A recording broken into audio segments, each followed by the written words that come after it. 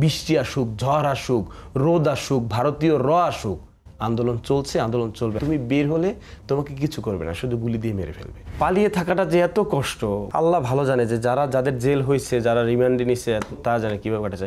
ছি হাঁচি না, লজ্জায় বাঁচি না, তখন মনে হচ্ছে সারা বাংলাদেশ জায়গা উঠছে। দর্শক, সময় টেলিভিশনের আজকে আড্ডায় আপনাদের সবাইকে স্বাগত জানাচ্ছি। আমি তানভীর হাসান। সম্প্রতি বলতে গেলে বাংলাদেশ দ্বিতীয় স্বাধীনতা অর্জন করেছে। যে স্বাধীনতার পেছনে অনেক গল্প রয়েছে। অংশগ্রহণ ছিল সর্বস্তরের মানুষের। অংশগ্রহণ করেছিলেন বাংলাদেশের কন্টেন্ট ক্রিয়েটাররা, যাদের মধ্যে সর্বপ্রথম মাঠে নেমে প্রতিবাদ করেছিলেন নুরুজ্জামান কাফি। তার সেই সংগ্রামের গল্পগুলো আপনাদের শোনাতে চাই। সঙ্গে থাকুন, আশা করি ভালো লাগবে। কাফি ভাই, কি অবস্থা, কেমন আছেন? আলহামদুলিল্লাহ, আল্লাহ তাআলার অশেষ রহমতে নিখুঁত ভালোবাসায় নতুন বাংলাদেশে স্বাধীনভাবে ভালো আছি। আপনি কেমন আছেন? আমিও ভালো আছি এবং মন খুলে কথা বলা স্বাধীনতা পাবো মনে হয় আজকে। প্রথমেই আপনার কাছে জানতে চাই, গত কিছুদিনের ঘটনা আমি জানি মানুষের মধ্যে কৌতূহল ছিল অনেক ঘটনায়। কখনো শুনেছি কাফি নিখোঁজ, কখনো শুনেছি কাফিকে তুলে নিয়ে যাওয়া হয়েছে। এই গল্পগুলো শুনবো, কিন্তু তার আগে এই যে কোটা আন্দোলনটা শুরু হয়, প্রথম আপনি নেমেছিলেন মাঠে কন্টেন্ট ক্রিয়েটারদের মধ্যে সাহস নিয়ে, সে শুরু থেকে শুরুর গল্পগুলো যদি আপনার কাছ থেকে। কোটার বাইরেও আমি ইতিপূর্বে দেখেছেন যে সাদাকে সাদা, কালোকে কালো বলে আসছি, মানে পা চাটার সুযোগ নাই। তো সেটা বরাবর বলে আসতে আসতে যখন হচ্ছে কোটা সংস্করণ আন্দোলন চলতেছিল, তো আমার পেজে, কাফি পেজে ঢুকলে মানে দেখা যাবে যে এই অনেক আগ থেকে কোটার ভিডিও, এছাড়া কোনো ভিডিওই নেই। মানে এটা দ্বারা আমি এটা বোঝাতে চাচ্ছি যে সেই শুরু থেকেই আমি কোটা সংস্করণের ভিডিওই বানিয়ে আসতেছিলাম। একটা পর্যায়ে এসে দেখলাম যে আমাদের ছাত্র এবং যারা আন্দোলন করতেছে ভাই বোনদের উপর হামলা হচ্ছে, লাইক ছাত্রলীগ থেকে, পুলিশ থেকে। তখন হচ্ছে গিয়া মানুষ ছাত্রলীগের উপর খুব ক্ষিপ্ত হয়ে গেছে। তখন আমি প্ল্যান করলাম কি যে আরও কীভাবে পাশে থাকা যায়। তখন আমি ভিডিও বানালাম যে যারা ছাত্রলীগ করেন, এবং হাত জোর করে যে যারা ছাত্রলীগ করেন তারা আমাকে আনফ্রেন্ড করে দেন, এবং আমার পেজে যারা ফলো দিচ্ছেন আপনারা আমাকে আনফলো করে দেন। মানে আমি চাই না যে আমার পেজে, আমার ফ্রেন্ড লিস্টে ছাত্রলীগ থাকুক, বিকজ ছাত্রলীগ তারা হলে হলে গিয়ে, এবং রোকেয়া হলের মেয়েদেরকে দেখছেন যে ডিম মারছে, নানানভাবে এটা মানুষজন দেখছে। তো তারপর হচ্ছে সেই ভিডিওর উপর কেন্দ্র করে আমার জেলা থানার ছাত্রলীগ আরও অনেক বিশাল হুমকি আসে।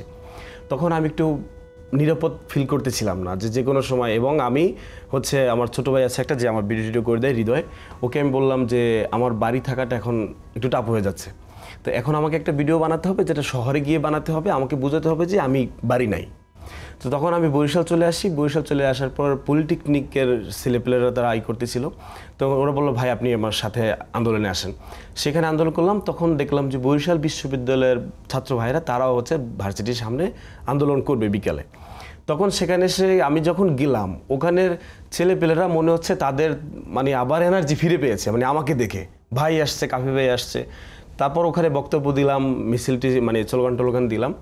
এরপর হচ্ছে সন্ধ্যার সময় আবার হচ্ছে কি ওরা চাচ্ছিল খুব করে যে কাফি ভাই আপনি আমাদের সাথে থাকেন, মানে ওদের চোখে মুখে মানে এরকম আমি দেখতে পাচ্ছি যে পুরো বাংলাদেশে আন্দোলনটা একটু ঝিমায় গেছে, মানে এইভাবে ঝিমায় গেছে। তো যখন বরিশাল বিশ্ববিদ্যালয়ের সামনে দেখে আমি স্লোগান দিলাম যে ছি হাঁচি না, লজ্জায় বাঁচি না, তখন মনে হচ্ছে সারা বাংলাদেশ জায়গা উঠছে। এই যে সারা বাংলাদেশ জায়গা উঠছে, কিন্তু আমি ভিতরে ঢুকে গেছি। বিষয়টা এরকম হয়ে গেছে, আমি বাড়ি গিয়ে কোনোভাবে মানে এই একই ড্রেসে আমি চলে গেছি সেই প্রত্যন্ত অঞ্চলে। ইতিমধ্যে ছাত্রলীগের ছেলে পেলে, পুলিশ প্রশাসন সবাই খোঁজাখুঁজি করতেছে। পুলিশ ডিপার্টমেন্টের ভাই ব্রাদার যারা আছে তুমি সরে যাও, তারাও হেল্প করছে আমাকে ফোনে। তো সেভাবে লুকায় লুকায় ছিলাম। এরপরে তো নেট কানেকশন বারবার বন্ধ করে দেয় পলক ভাই, এবং কখনো কখনো শুনি মামলা হয়ে যায়। নানানভাবে কাটাইছি, যেটা আসলে ভাষায় প্রকাশ করার মতো না, এতভাবে কাটাইছি। তার ভিতরে একটা মজার গল্প হচ্ছে, যে বাসায় থাকছি ওই বাসায় জমি জমা নিয়ে আবার ঝামেলা হচ্ছে। তো জমি জমা নিয়ে ঝামেলা হচ্ছে, এখন একদিন হঠাৎ করে এরকম 15-20 জন পুলিশ আসছে। আমি তো সব কিছু রেখে টেকে একদম পালাইয়া এটা চলে গেছি। পরবর্তীতে শুনি যে ওই পুলিশ আসছে জমি জমার জন্য। আপনাকে ধরতে না? আমাকে ধরতে না। কিন্তু যেটা হচ্ছে যে আমার ওই পালানোর পরে, স্লোগানের পরে আমাকে নানানভাবে খোঁজাখুঁজি করছে। আমি এরকম নিউজ পাইছি যে আমার হাত পায়ের নখ উঠাই দেওয়ার প্ল্যান চলতেছে, গুম করে মেরে ফেলার প্ল্যান চলতেছে। আমার কলাপাড়া থানা হচ্ছে আমার থানা, আমাকে এখানে কখনো ঢুকতে দেওয়া হবে না। আমার বাবাকে, মানে এই জায়গাটা আসলে আমাদের উইকনেসটা কিন্তু ফ্যামিলি, আমাদের উইকনেসটা ফ্যামিলি। আপনার ভাই বোন থাকলে, বাবা মা, এটার চেয়ে তো আপন কেউ, এরপরে যে আছে। তো আমার বাবা একজন শিক্ষা প্রতিষ্ঠান প্রধান, দাঁড়িয়ে আছেন, সাদা পাঞ্জাবি টুপি পরেন। তো তখন আমার বাবা আমাকে ফোন দিল, বড় ভাই ফোন দিল, আমার বাবাকে পুলিশে মানে থানায় নিয়ে গেছে, থানায় ডাকছে আর কি আপনার কারণে? আমার কারণে। তো সেখানে ডেকে আমার বাবাকে জামাত শিবির ট্যাগ লাগানোর চেষ্টা, বল প্রয়োগ করা। তো এরকম চাপ যখন আমি এটা শুনলাম যে আমার বাবাকে নিয়ে গেছে, এখন বাবা যদি ফোন দিয়ে বলে যে আমাকে থানায় নিছিল, তাহলে এখন আমি একজন ছেলে হিসেবে তো আসলে আমার যাই হোক সব কিছু বন্ধ করে, তো আমি থমকে গিয়েছিলাম। তখন বাবার সাথে আমি করলাম যে না, দেশটা বাঁচাতে হবে, দেশের জন্য, বাঙালির জন্য, লাল সবুজের জন্য আমি আমার ভয়েস চালিয়ে গেছি এবং সামনেও চালিয়ে যাবো ইনশাল্লাহ। আচ্ছা ঠিক আছে, একটা প্রশ্ন বলছিলেন যে ওই যে পালিয়ে গেছেন এমন জায়গায় গিয়েছেন, হ্যাঁ এই ছবিটা আমি এটা প্রশ্ন করতে চাই, মুখ ঢেকে আপনি আছেন, অনেকটা 71 সালে যুদ্ধের মতো ছবি বলতে গেলে। সেরকম। আসলে কোথায় ছিলেন আপনি? আমি কোথায় ছিলাম, একদম প্রত্যন্ত অঞ্চলে ছিলাম। একটা গিয়া আমার মানে সিকিউরিটি ছিল, আমি যেখানে ছিলাম উনি মুক্তিযোদ্ধা ছিলেন ওই বাসায়, এবং ওখানে তার বাসায় দুটো রাইফেল বন্দুক মুক্তিযুদ্ধের সময় যে থাকে না, সেটাও ছিল আর কি।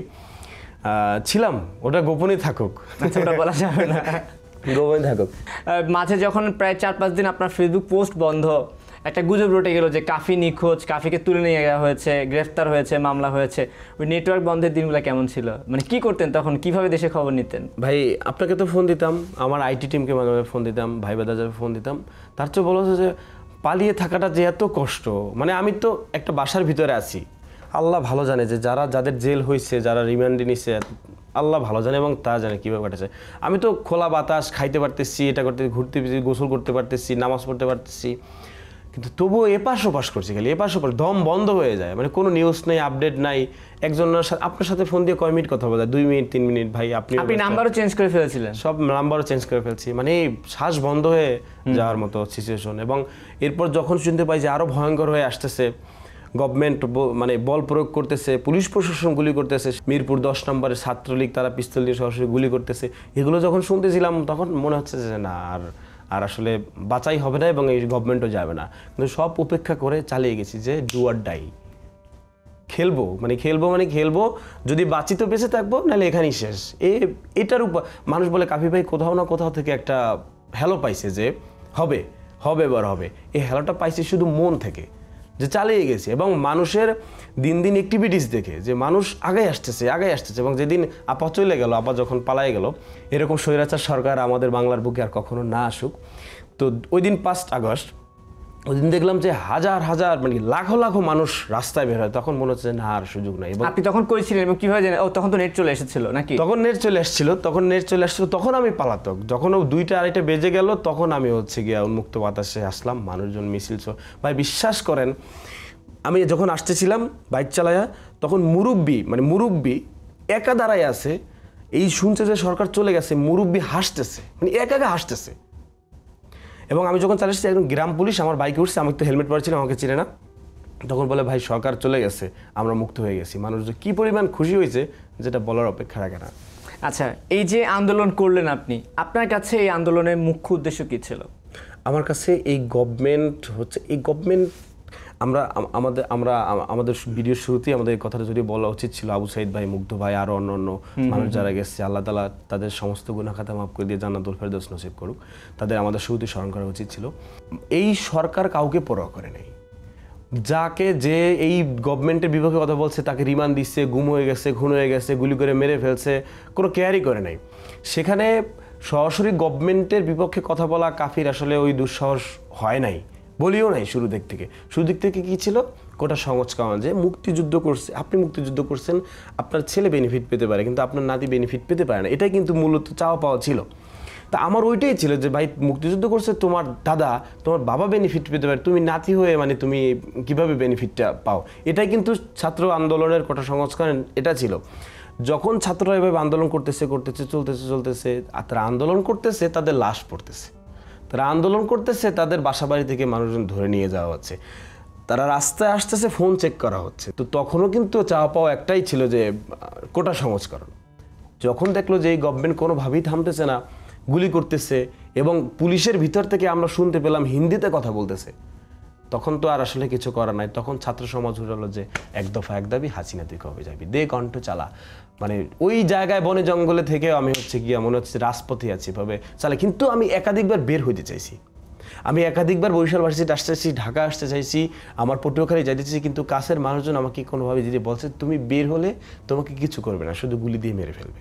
কি রিস্ক নিয়ে ভিডিও বানাইছি আমি ভাই জানি না, জাস্ট চালাই গেছি। আপনি ফেসবুকে স্ট্যাটাস পোস্ট দিয়েছেন যে যথাসম্ভব সেনা সদস্য, পুলিশ সদস্যরা আপনাকে মেসেজ দিয়েছে, আপনাকে মেইল করেছে। এই বিষয়গুলো আমি একটু বলতে চাই, জানতে চাই, এগুলো যদি একটু বলতেন। মেল করেছে। তখন হচ্ছে কি পুলিশ প্রশাসন আমাকে বলছে ভাই, মানে যখন আমি বললাম যে আমি অনিরাপদ, যে কোনো সময় আমাকে তুলে নিয়ে যেতে পারে, ওই যে পিনাকি ভট্টাচার্য দেখবেন, সে আমার ওই ভিডিও আপলোড করছে তার টুইটারে যে কাফি অনিরাপদ, যে কোনো সময় গ্রেপ্তার হতে পারে। তো তখন পুলিশ প্রশাসনের ভিতর থেকে আমাকে বলছে, কোন জায়গায় আমি ভুলে গেলাম, ওই উত্তর অঞ্চলে হবে, তো বলছে ভাই আপনাকে যদি পুলিশ নিয়ে যায় ধরে ফেলে, আমি যতটুকু উপরের কর্মকর্তা, আমি যতটুকু সম্ভব আপনাকে আমি হেল্প করব।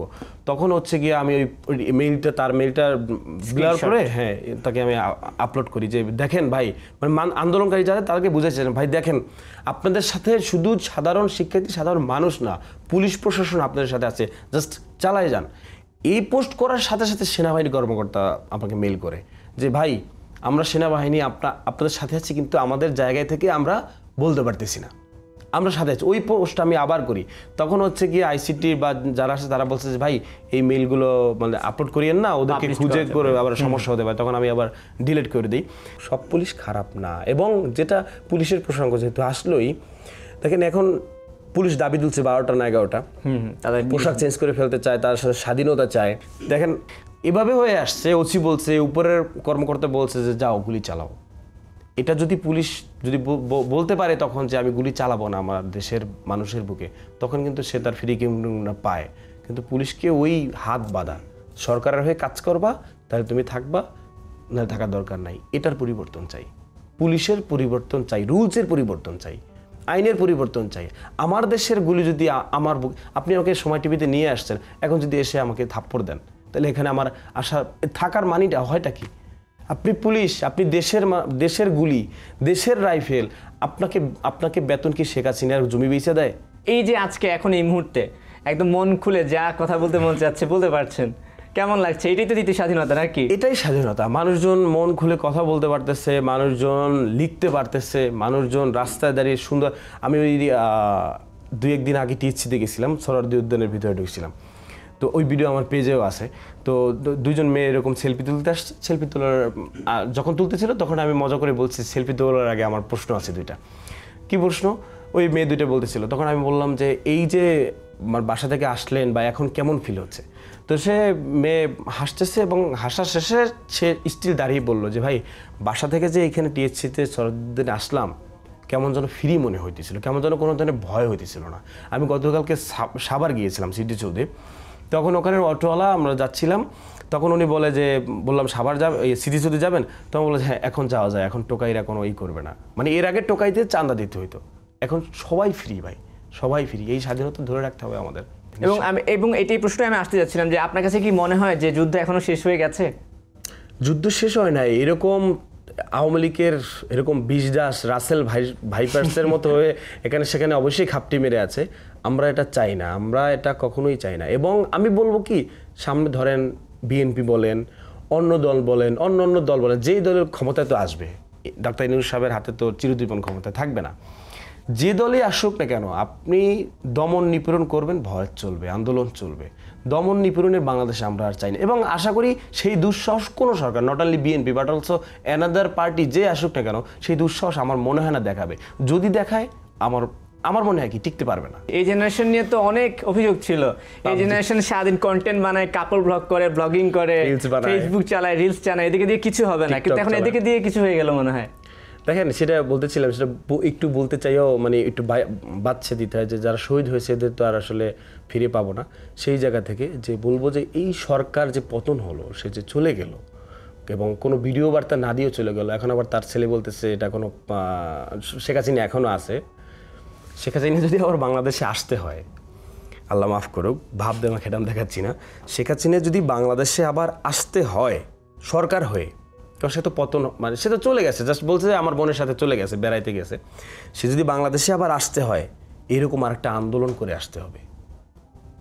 এখন তো সবাই এক, সাধারণ মানুষ, এত মানুষ কই ছিল আল্লাহই ভালো জানে। না, এটা নিয়ে আমিও বলছিলাম যে সকাল 11টা বাজলে দেখতাম যে ঝাঁকে ঝাঁকে মানুষ রাস্তায় নামে, আবার সন্ধ্যা, আপনাকে আমি 10টার সময় ফোন দিছি, হ্যাঁ সন্ধ্যা হলে দেখতাম যে মানুষ সব গায়েব। আপনাকে 10টার সময় ফোন দিছি, বলছে ভাই সবকিছু থমথমে স্তব্ধ। যেটা বলতেছিলাম যে তার ছেলে জয় বলতেছে যে আবার আওয়ামী লীগ ফিরে আসবে, জানি না কপালে কি আছে, ইন ফিউচার আবার আওয়ামী লীগ ক্ষমতায় আসলে তখন মরে যাবো, অসুবিধা নাই। আয়না ঘরে মানুষ কীভাবে রাখতেছে, যেটা ট্রু পয়েন্ট। যে বলে যে শেখ হাসিনা এখন যায় না, কিছু হয় নাই, আওয়ামী লীগ সরকার যদি আসে এরকম আর একটা বিপ্লব করে তারপরে আসতে হবে। সমস্ত মানুষ দমন, নিপীড়ন, গুলি, খুন, আবার পুলিশ প্রশাসনকে গুলি চালাতে বলবে, আবার ওই দিন আসবে না বাংলাদেশে, ওই দিন আর কখনো আসবে না। তো যেটা জেনারেশন বলবো, পাবজি খেলার জেনারেশন, আপনার মোবাইল চালানোর জেনারেশন, দেখেন ওরা পড়াশোনা করার চেয়েও এখন ট্রাফিক করতে ওরা বেটার ফিল করে। সো এই জেনারেশনকে আটকানো যাবে না।